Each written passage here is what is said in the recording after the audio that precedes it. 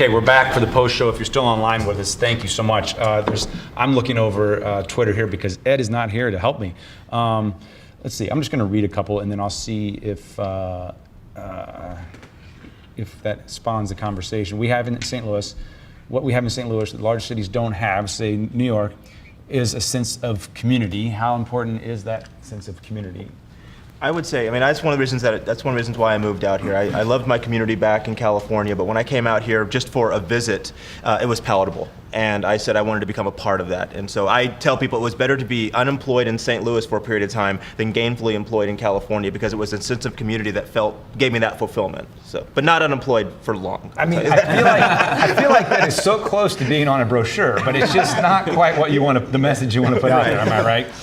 True. We have a great community. There's no doubt about it. What we also have that we haven't talked about yet tonight is we have really experienced C-level executives who are accessible. What does that mean? It means like you can call up the CEO of one of our big companies, and you'll actually, if you have the right connectors, which you can tell all these connectors do a great job of following through, they actually give you cell phone numbers, and that person actually calls you back and takes you to lunch. And so we have these huge companies that are truly entrepreneurial at their base. Express Scripts, Edward Jones, our big companies are entrepreneurs at their very core, and they do help. I grew up in California also. Yeah. And it is a big difference in both of what you're saying. It's totally different in St. Louis. You can call up just about anybody in this town, and just because you're also in St. Louis, they will open the door. If you tell them you're a WashU student, or that you're an entrepreneur in St. Louis, or a SLU student, it's an open door. There's not that same sense of camaraderie or community, and I love California. It's my home. But it's just not the same atmosphere there. And that's a bigger challenge for starting a business there than it is here. Absolutely. Yeah, I don't always hear that from all the foreign-born that I talk to.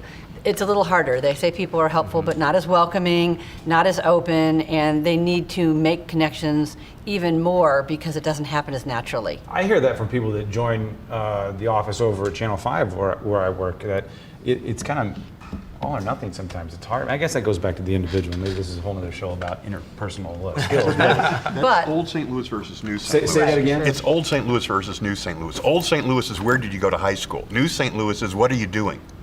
And the cool thing about the entrepreneurial community is it really is inclusive. It's really driven by what are you doing, what are you trying to do?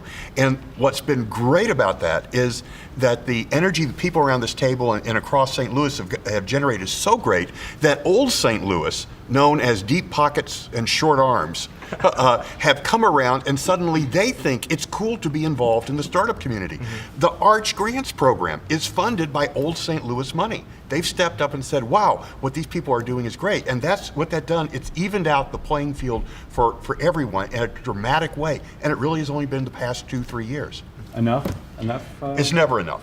It's never enough. Part of our advantage going forward is if we can sort of build that dense network and get all these people connected and interconnected, then that gives us an edge over places like the Silicon Valley, where they've got lots of money, they've got lots of creativity, they've got lots of big businesses to bounce off of. But we can compete. We will compete in a slightly different way. We've got a different competitive advantage, but we've definitely got one. I think we already have that edge. When our company was a few weeks old, we had the opportunity to sit down and talk with the former chief technology officer at Disney, talk to the CFO of Apistry, one of the fastest growing, strong startups here in St. Louis. We've been able to talk to managing partners and rainmakers at almost every law firm here in St. Louis. I think the community aspect's already there. There was a point in our evolution where most of our customers, most of our data, and most of our money had come from New York. And people said, why aren't you in New York? And the fact was we could walk into a room and talk to C-suite level executives here in St. Louis and get advice for free, where in New York they wanted a cut of the company. And I think that's unique about St. Louis. Yeah, and you are seeing the big money rounds happening here. At Cultivation Capital, the firm where I'm a general partner, we've had 3 A rounds just this year over $5 million, which is just phenomenal. Locker Dome being one of them, Aisle 411, and Gainsight. I'm sorry, just real quick, an A round is? That's what Joe was talking about, the larger amount of money. These were all over $5 million investment rounds. When a company hits certain benchmarks, is getting to a point where they're really eliminate a lot of risk and are ready for high growth. And we had great luck, and two of those three were entirely St. Louis-based funding. One of the third was from a Silicon Valley firm, but the company kept its operations here in St. Louis. Gabe, this is the longest I've seen you not say something at a conversation like this. What's on your mind that we didn't talk about, and I'll open it up to all of you. What did we not say in tonight's show that you wish we would have while I scan Twitter? Honestly, I think we're covering a lot of the key stuff, which is focus on kind of this beginning of the funnel. Get great input, and everything else builds off that. If you ask what changed in the last 6 months and what changed prior to that, that's what changed. Because 6 months ago, 12 months ago, 18 months ago, everybody was talking about a business plan, or they're all yelling about the funds that we have to raise. Those things are really good things, but today people are yelling about, give me great deal flow so that the A fund that I'm raising, the A fund that I'm raising, it goes into great deals that's going to return money. The entrepreneurs are saying, I want great deal flow so that if my deal doesn't work, I can go work at another really exciting startup. And the community aspect, it's a big component of that. I like the stuff that's being said, and I'm excited to hear the difference in the tone in the last 6 months. I think it's terrific that the 9 networks doing this, but a fear that I have is that the greater St. Louis community, we're 2 million, 3 million people. I'm talking about Madison County, Illinois, all the way out to St. Charles. I mean, nobody talks about Novus. Novus is an incredible company in St. Charles, all the way over to these great companies in Illinois, South County, North County, everywhere. My concern, and what I think of the 9 networks doing, and anything we can do, is to get more and more understanding and buy-in and excitement throughout the region. And I'm not sure if that exists or not. There's a heck of a lot going on here, as we've heard tonight. But I'm hopeful that this really, really seeps into the fabric of this community as the future of St. Louis, because I think St. Louisans can believe in themselves and do. It's just that they just got to get on board, and how do they do that, and how do they feel about it? So I think community means that. Yeah, our metro area is 2.8, including the bi-state part of it. And tonight, when we were over at the event earlier, the team from SIU was saying they wish that they could get more generated over on the east side with the universities there, and bring that spirit even at a higher level to match what they're seeing over here. Great ideas know no boundaries. See, boundaries kill, and that's why the city and county working together on this. The Skinker Boulevard is a joke. I mean, the Mississippi River used to be a good reason for one state to be from another. Now about 10 million, I think I counted it up, or 15 million people go over when you count airplanes and jets and that sort of thing. Why is that a big deal? This is what we've got to move. Ideas and capital and everything else moves without regard to boundaries. And when does that change? Because we are caught in the middle. This is the Midwest. This is St. Louis. We're not unlike a lot of places. How do we break those boundaries? That would be a real question. How do we break those boundaries? Well, I think a lot of it starts with, maybe what Betsy was mentioning earlier is the whole St. Louis kind of where did you go to high school, and that's how I'm going to judge you, and I know everything about you based on where you grew up. Kind of that, once you get past that a company is not better because it's based in downtown St. Louis as opposed to St. Charles or somewhere else. I mean, I don't know. You asked me how. I don't know how. I'm just pointing it out. I'll say something unpopular. How do you get there? I actually think the best thing a company in St. Charles or in Illinois or in South County can do is move downtown. Because what you want to create is density. You want to create a situation where Gabe Lozano walks down the street and sees the founder of Pixel Press pitching an investor on a sidewalk on Washington Avenue. And so I would actually argue that it's in the best interest of the entire region to rally around downtown. Downtown is where the traction is, that's where the activity is, that's where the hub of innovation is.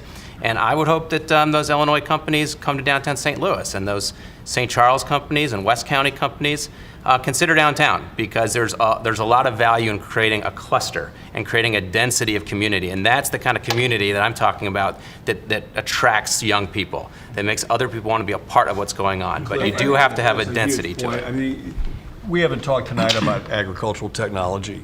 We are the #1 in the world in ag tech and ag plant science, #1. And for a lot of reasons, that's clustered around Monsanto in that area. What I've been learning from the people there is that the young scientists, or even a lot of the scientists and a lot of the people there, because they have to be there for those reasons, they don't want to live there. They want to live in areas where there's density, cluster, action, think moving, and that kind of thing. And so there's all kinds of plans underway to try to make that move, so that you can be around and rub shoulders with. I think that's what you're getting at. Energy.